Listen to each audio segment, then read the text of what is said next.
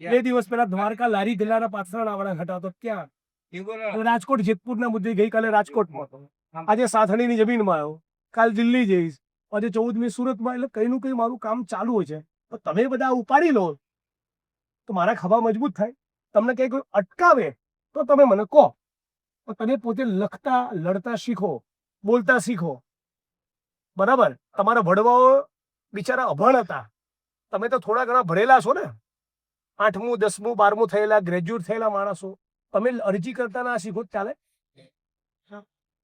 અરજી કરતા શીખો. આ ભાઈ કેટલું લડ્યા? કેટલી વીઘા જમીન ખાલી કરી?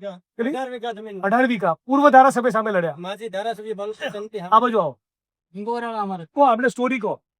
મારું નામ ભરત હરિભાઈ દાપરા, ગામ ઇંગોરાળા.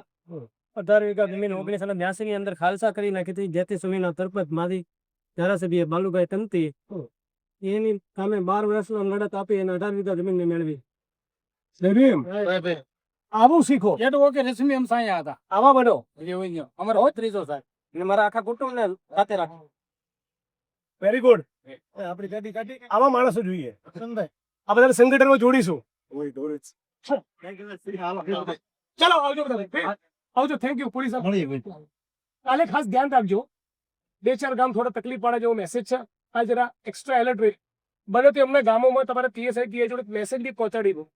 તો માપણી કરવા આવે કોઈ કનડગત ના થવી જોઈએ. અને માપણી પતી જાય અને 2-4-6 મહિના પછીથી ના કરવી જોઈએ. હકીકતમાં તો આમની જમીનમાં જે બી ઉભેલા છે તો એકચ્યુઅલી લેન્ડ ક્રેડિંગના ઇલીગલ ટ્રેસપાસના આરોપી, પણ હું ગુનો દાખલ કરવાનો આગ્રહ રાખતો નથી.